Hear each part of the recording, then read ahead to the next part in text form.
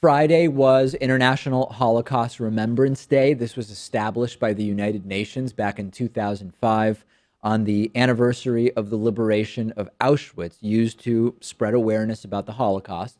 The White House put out a statement about this, and that statement notably did not mention Jews nor anti-Semitism, which is certainly odd. Of course, there were other victims in the Holocaust, gays, Romani, disabled people, but there's no question that the slaughter of 6 million Jews was the central genocide by the Nazis. And the statement uses the word Holocaust, so it doesn't seem like they were referring to all the killings of all groups, but they leave out who was the primary target of the Holocaust per se. You could say, well, maybe presidents generally don't mention Jews or anti-Semitism in these statements. That's wrong. Both Democratic and Republican presidents in the past have mentioned Jews as the victims of the Holocaust in these addresses. And there was a tweet sent out by Anti-Defamation League director Jonathan Greenblatt, who called this puzzling and troubling that Jews and anti-Semitism weren't mentioned in the statement. And this is where it gets really wacky.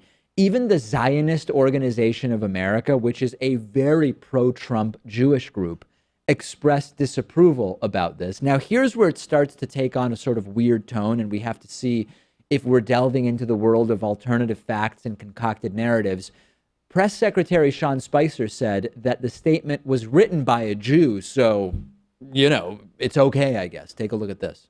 The statement was written with the help of an individual who's both Jewish and the descendants of Holocaust survivors. To suggest that remembering the Holocaust and acknowledging all of the people, Jewish, gypsies, priests, disabled, gays, and lesbians, it is pathetic that people are picking on a statement. It's pathetic that people are pointing to a notable omission, and Politico is saying they've confirmed that Russian Jewish Trump aide Boris Epstein was at least partially involved in the writing of this. But that also could just be backpedaling. I mean, what difference does it make whether Boris Epstein was involved in the writing of this thing? It sends the wrong message, particularly, Pat, as we've talked about. Trump's presidential campaign attracted anti-Semites in a way that no recent presidential campaign has. Trump took many opportunities where he could have denounced the anti-Semitism and either didn't denounce it or tepidly denounced it. This is not about Trump being personally anti-Semitic. I doubt he is. His daughter is Jewish, one of his closest advisors, his son-in-law, Jared Kushner, is Jewish. It's not about that, but it is, again, about now Security Council member, I can't believe I'm even saying this, Steve Bannon, has a long history of coddling implicit and explicit anti-Semitic nonsense on Breitbart.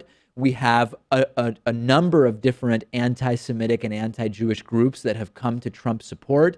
This could be yet another one of those wink, wink, nod, nod moments. I'm not sure. I don't think it was anything deliberate. I mean, it was a 6-sentence statement. So I think if they were to add Jews, they may have felt obligated to also add the other minority groups that were involved. Which would have added like 5 words, yeah. Maybe. I mean, it would have been a whole other sentence, right? It would have been one more sentence. I think what might have been more offensive is the fact that it ends by saying that Trump will spread love and tolerance around the world. What from his first week in office would lead you to believe that? That's hugely offensive, yeah. And I'm sort of saying tongue in cheek, right? I mean, I've been critical of just throwing around the term offensive, but yes, it's actually just factually wrong. There's no reason to believe at all that Donald Trump's presidency is going to spread love nor tolerance, and just all very, very weird.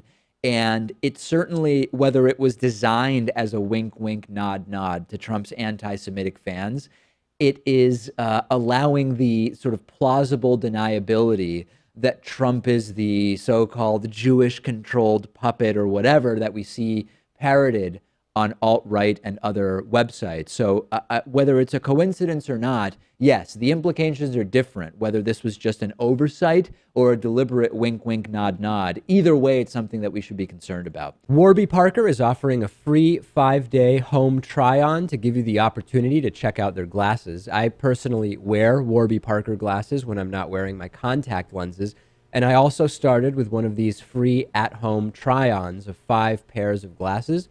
You can get your free home try-on and support the David Pakman Show at warbyparkertrial.com/TDPS. I don't really like going into glasses stores and trying on glasses while the salesperson sort of hovers over me.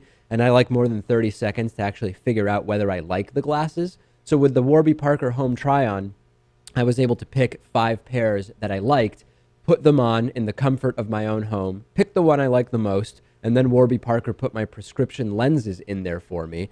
A lot of people don't know that the eyeglass industry is controlled by just a few big corporations that keep prices very high, like $300 for prescription glasses high, which is just insane. Warby Parker glasses start at $95. That's what mine cost. And for every pair of glasses sold, Warby Parker distributes a pair of glasses to someone in need. You can try 5 pairs and see what you like. Check out the at-home trial and support our show by going to warbyparker.com/TDPS.